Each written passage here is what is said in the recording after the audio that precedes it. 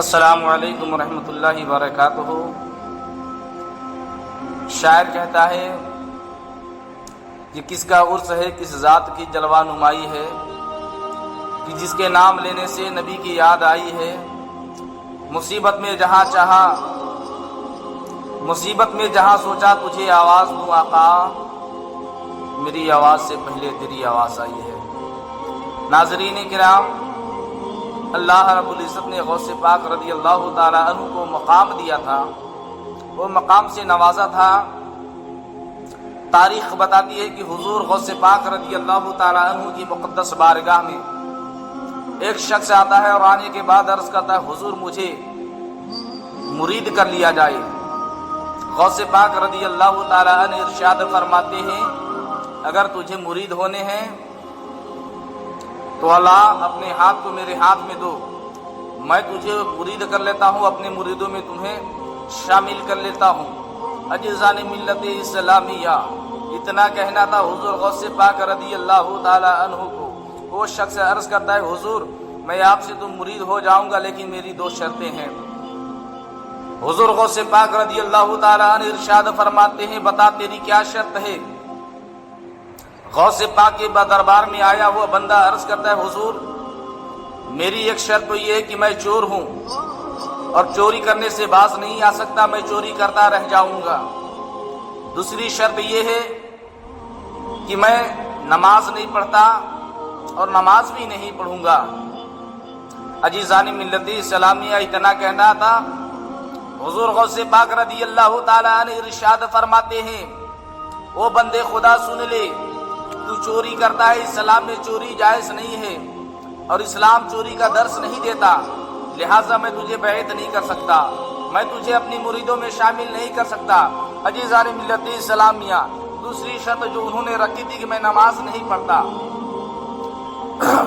غوث پاک ارشاد فرماتے ہیں، وہ بندے سن لے، اگر تو نماز نہیں پڑھتا تو میں تجھے مرید نہیں بناتا۔ میرے پیارے، اتنا کہنا تھا، بندے نے عرض کیا، حضور آپ کے دربار میں آیا ہوں اور یوں ہی لوٹ جاؤں، یہ کیسے ہو سکتا ہے؟ آپ تو اچھوں کو بھی مرید کرتے ہیں اور بدماشوں کو بھی مرید کر لیا کرتے تھے۔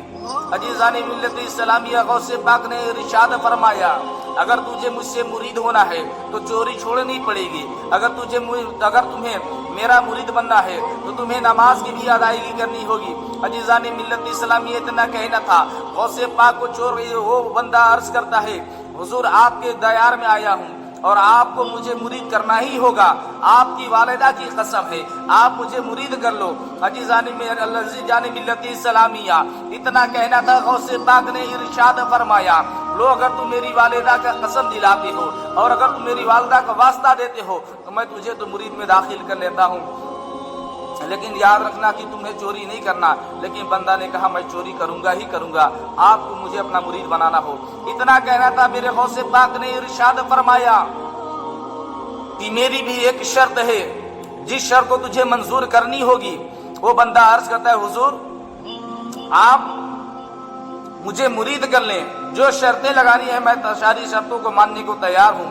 غوث پاک نے ارشاد فرمایا، میں تجھے زیادہ بوجھ نہیں دینے والا، میری زیادہ شرطیں نہیں ہیں، لیکن ایک شرط ہے کہ جب وہ اذان کا وقت ہو تو تجھے اذان پکارنی پڑے گی۔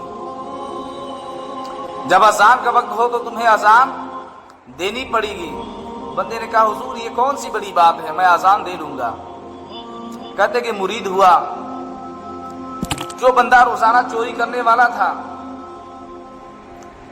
وہ بندہ گھر کو واپس گیا۔ تاریخ بتاتی کہ 4 دن تک چوری کرنے نہیں گیا۔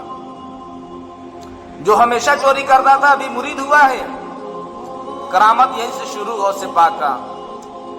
اسی لیے تو کہتا ہے، الا ان اولیاء اللہ لا خوف علیہم ولا هم یحزنون، اللہ کے ولیوں کو نہ کوئی خوف ہوتا ہے نہ کوئی ڈر۔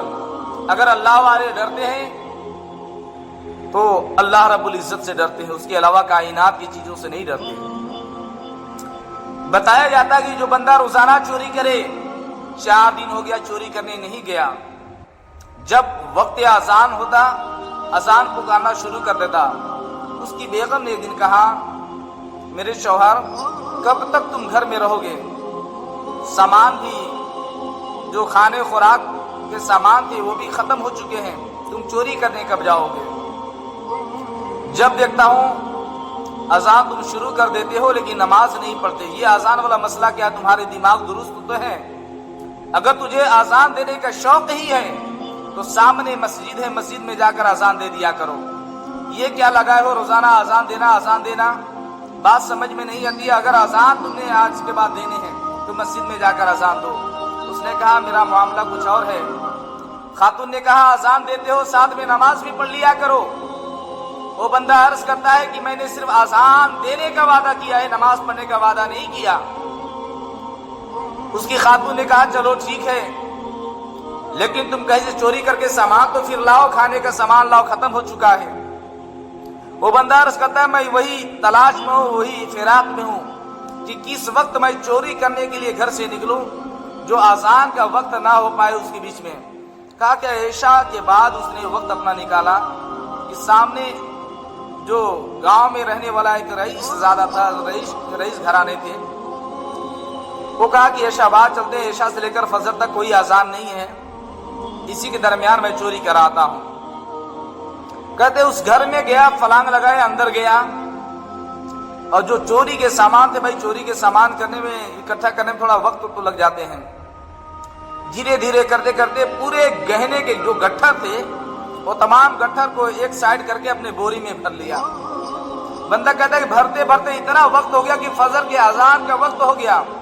جیسی سامان کو نکال کر آنگن میں پہنچا ہے، اذان کا وقت ہوا، بلا خوف و خطر غوث پاک سے جو وعدہ لیا تھا اس وعدہ کے مطابق اپنے کانوں میں انگلی کو ڈالتا ہے، کہتا اللہ اکبر اللہ اکبر، اللہ کی صدا کو بلند کرنا شروع کیا۔ تاریخ بتاتی کہ اذان دیتے دیتے پورے گھر والے باہر نکل آئے اور سبھی حضرات وضو کرنے لگے۔ اب غوث پاک کا مرید چوری تو کر لیا، اذان دے دی، اب لوگ اکٹھا ہو گئے۔ وہ بندہ اپنی جان کو بچانے کے واسطے دیکھا کہ کوئی راستے نہیں کہ میں نکل پاؤں، لوگ جگ گئے ہیں۔ 2 رکعت نماز فجر کی سنت کا اس نے نیت مکمل کر لی کہ نماز بھی ہو جائے گی اور لوگ وضو بنا کے سو جائیں گے یا پھر نماز پڑھنے کے لیے اپنے اپنے روم میں چلے جائیں گے۔ اس خیال سے بندے نے نیت مکمل کر لی۔ ایک بات یہاں پہ نوٹ کریں آپ، اس نے فجر کی 2 رکعت نماز کی نیت کری۔ یہ 2 رکعت فجر کی نماز کیا ہے؟ یہ وہی نماز ہے کہ سید الملائکہ حضرت جبریل امین خدا کے بارگاہ میں 40 سال تک سر کو سجدے میں رکھا، بارگاہ خدا بندی میں عرض کرتا ہے بار الہ العالمین بتا تو صحیح کیا کوئی ایسا بھی بندہ ہوگا جو میری نمازوں کا مقابلہ کر سکے، جس کی عبادت میری نماز کے مقابل میں ہو سکتے ہیں۔ رب تبارک و تعالی ارشاد فرماتا ہے وہ سید الملائکہ وہ فرشتے سن لے میرے محبوب کے امتی ہوں گے جو صرف فجر کی 2 رکعت نماز ادا کریں گے سنت، اس 2 رکعت سنت کی نماز تیرے عبادت کے مقابل میں ہو جائیں گے۔ سبحان اللہ۔ عزیزان ملت اسلامیہ، فجر کی نماز کی سنت کا یہ مرتبہ ہے، آپ یاد رکھیں فجر کی جو فرض نماز ہے اس کا مقام کیا ہو جائے گا۔ کہتے فجر کی 2 رکعت نماز کی نیت انہوں نے کی میرے نماز کو ختم ہوتے ہوتے لوگ اپنے اپنے روم میں چلے جائیں گے۔ تاریخ بتاتی ہے کہ نماز کو آرام سے پڑھنا اس نے شروع کی کہ تھوڑا وقت لگ جائے، جس کی وجہ سے لوگ وضو کر کے اپنے روم میں داخل ہو جائیں گے۔ لیکن غوث پاک کا مرید تھا، کہا جاتا ہے غوث پاک کا نام لیوا، غوث پاک کا مرید جہنم سے آزاد ہو جایا کرتا ہے۔ غوث پاک یوں ہی غوث پاک تو نہیں تھے، غوث پاک نے اگر اذان دینے کا حکم دیا بندے کو تو اس میں بھی کوئی حکمت تھی۔ کہتا 2 رکعت نماز جو نیت کیا پڑھنا شروع کیے، کہ سلام جیسی پھیرنے کی فراقی میں تھے، جیسی سلام کو پھیرتے السلام علیکم ورحمۃ اللہ، ایک جانب دیکھتے اسی سلام کو پھیرا، دیکھا کہ پیچھے لوگ سب میں لوگ چند حضرات اکٹھا ہو گئے، دوسری جانب کا السلام علیکم ورحمۃ اللہ، دوسری جانب بھی لوگ پچھلے سب میں سب اکٹھا ہیں۔ پیچھے سے ایک شخص عرض کرتا ہے حضور اب اگر اجازت ہو، آپ نے اذان دے ہی دیا، سنت آپ نے پڑھ لیے، ہم لوگوں نے بھی سنت ادا کی لی، اب اجازت ہو تو تکبیر بول دوں؟ تکبیر بولوں؟ اتنا کہنا تھا، غوث پاک کا مرید بڑی پریشان ہوا، کہا کیسی بات کرتے ہو، میں چوری کرنے آیا تھا، میں ایک چور ہوں، میں نے غوث پاک سے وعدہ کیے تھے کہ اذان کا وقت ہو جائے تو اذان دے دوں گا، اب تم میری اقتدا کرنے کی کوشش کر رہے ہو۔ اس نے کہا، جو پیچھے لوگ تھے انہوں نے کہا حضور کیسی بات کرتے ہو آپ تو مجھے چور معلوم نہیں ہوتے، کیا کبھی ایسا بھی ہوتا کہ کوئی چور کسی کے گھر میں جا کر اذان پکارے؟ ایسا کبھی نہیں ہوا آج تک زمانے میں، تو یہ کیوں کر ہو سکتا ہے؟ لہذا حضور اگر اجازت آپ دے دے تو میں اقامت بول دوں، تکبیر بولوں اور آپ نماز پڑھاؤ۔ بڑی غوث پاک کے مرید نے کوشش کی کہ میں جان کو بچا لوں، لیکن لوگ اس بات کو ماننے کی تیاری ہی نہیں تھے کہ آپ چور ہو۔ بہرحال بڑی پریشانی تو کہا، لو اگر جب تم لوگوں کی یہی مرضی ہے تو اقامت بول ہی دو۔ کہتے ہیں اقامت بولی گئی، اقامت پڑھ دیے، نماز فجر ادا کر لی۔ اب لوگوں نے ان کے دست بوسی کرنا شروع کر دیا، کوئی ماتھے کو چوم رہا ہے، کوئی ہاتھ کو چوم رہا ہے، کوئی قدم کو چوم رہا ہے۔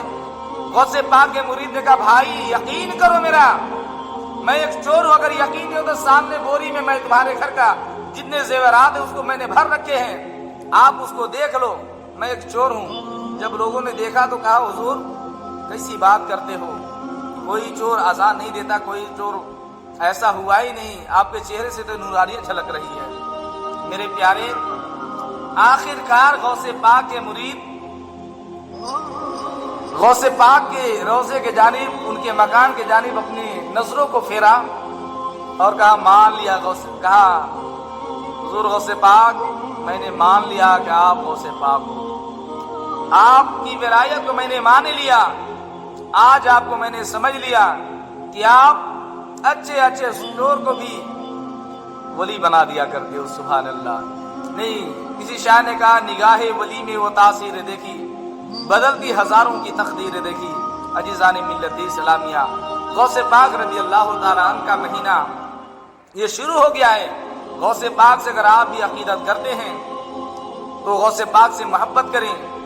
نماز کو پڑھنے کی آپ شروعات کر، اگر آپ نماز نہیں پڑھتے ہیں تو اگر یہ میری چند باتیں آپ کو اچھی لگی ہوگی اس ویڈیو کو لائک اور سبسکرائب کریں، اور ثواب کی نیت سے اس ویڈیو کو شیئر کریں، دوسرے تک بھی یہ جانکاری کو پہنچائیں۔ غوث پاک رضی اللہ تعالیٰ عنہ سے عقیدت کرنے والا بڑا مکمل انسان اور کامل بندہ ہو جایا کرتا ہے۔ غوث پاک سے مرید نہیں ہوئے ہو الگ بات ہے، غوث پاک کی محبت کو سینے میں رکھو۔ انشاءاللہ آپ جس سے بھی مرید ہوتے ہو، ہر پیر یہی کہتا ہے کہ تم نے میرے ہاتھ میں نہیں بلکہ تم نے غوث پاک کے ہاتھ میں ہاتھ دیا ہے۔ عزیزان ملت اسلامیہ، ہم تمام عالم اسلام کو اس غوث پاک رضی اللہ تعالیٰ عنہ کے مہینے کا مبارکباد پیش کرتا ہوں۔ آپ تمامی حضرات باخیر ہوں گے۔ آخر دوانا وما علینا الا البلاغ۔ السلام علیکم ورحمۃ اللہ وبرکاتہ۔